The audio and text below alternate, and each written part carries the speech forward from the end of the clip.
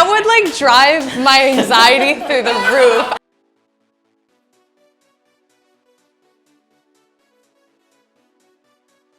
For our discipline, there's a rhythm dance and a free dance. And that rhythm dance is where the ISU sets out a specific theme that all of the skaters have to follow. This year it's 90s, which is super fun because there's so much great music in the 90s and so many different ways you can explore that theme. And then with the free dance, we have a little bit more flexibility to be creative and choose any music under the sun as long as it has a skatable beat.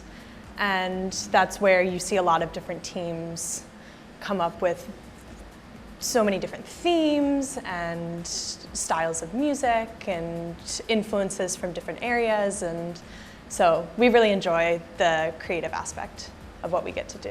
What are your favorite 90s songs?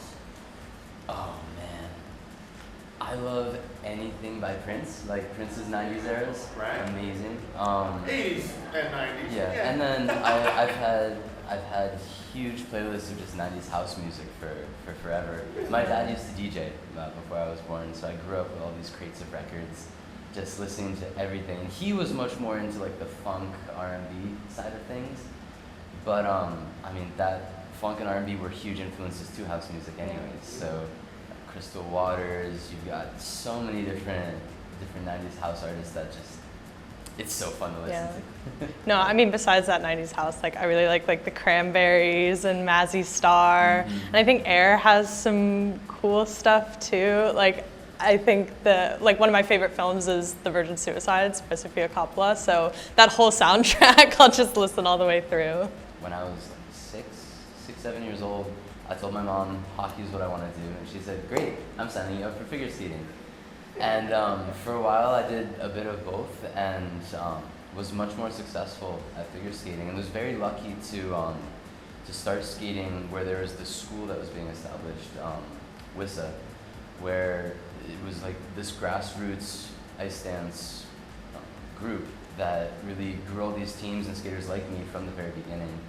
And so we had this very intensive schedule from the moment we started training that really gave us this huge base of just skating skills and knowledge that we've carried with us since then. I think we do a really good job with our current coaching team of training in this bubble that we've created where we can be most productive. And so like when I'm sitting at home on my couch and think about the Olympics, yeah, of course you think about like grand scheme of things like, oh my gosh, what is my purpose? Like what if I don't make it? What if I do make it? But on the ice, it's all about what we're fixing that day, what our short-term goals are, how we're accomplishing them, and making sure that we're communicating that well to each other and staying focused on them. Yeah. Our team has done a really great job of just keeping us grounded as people, not just as skaters, and I think just the confidence we've been able to build in ourselves and our team, and just like having a really strong support system around us has really helped us manage that pressure of like, the big season, the big Olympic season that everybody talks about.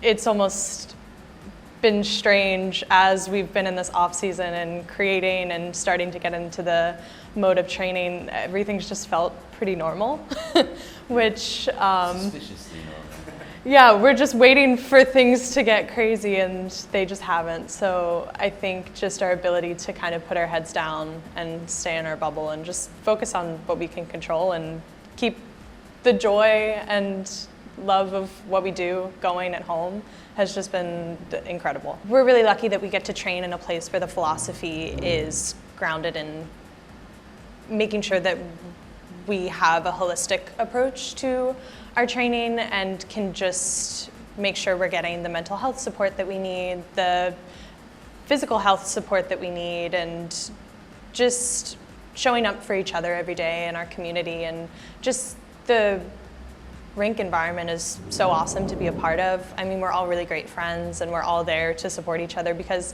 this thing that we do is really strange and really hard sometimes. So just being able to look out for each other in that way and know that we're not alone in this. Sometimes skating can, because it is a quite niche thing, can feel really isolating, and just that intensity that you're enduring every day in practice can be a weight sometimes. So to just have a great group of people around us and a great partner is just so incredible.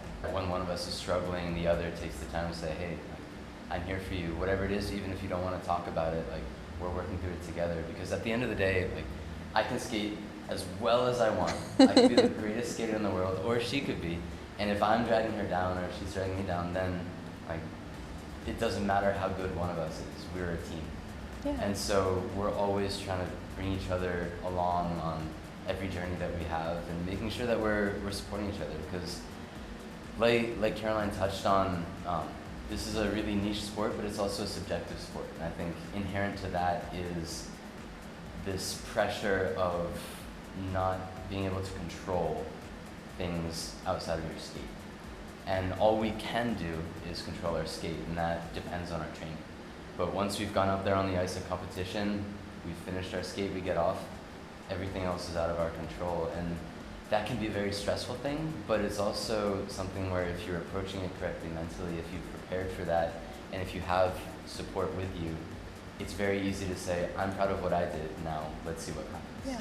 I mean, that's what it means to be a part of a team, and just being the best individual that you can be to show up for your teammate, but also in the moments where you're struggling, being able to be vulnerable with the person that you're skating with. I know there have been many times where I've tried to be super tough when things get hard, or Michael's tried to be super tough, and then you just end up creating a wall between you. And I think just our ability as we've grown together over the past 5-6 seasons we've skated, I think we just know how to really reach each other in the moments where things get tough.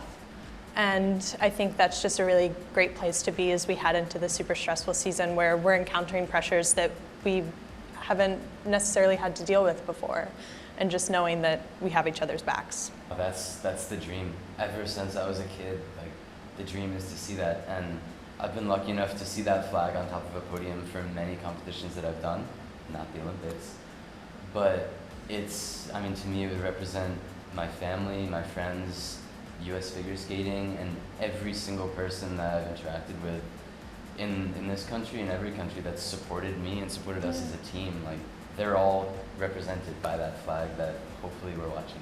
Yeah, I think it's really like a banner that represents unity. And I mean, we haven't been on this journey alone. We've been together on it. We've had the support of our families, the support of our coaches. I mean, like, every single person along the way. And just even the bigger picture, like being able to be a representative for your nation is just such a special experience that not a lot of people get to have. And to call ourselves lucky enough to do that is just, I don't know, it's just so special. It's an honor. Yeah.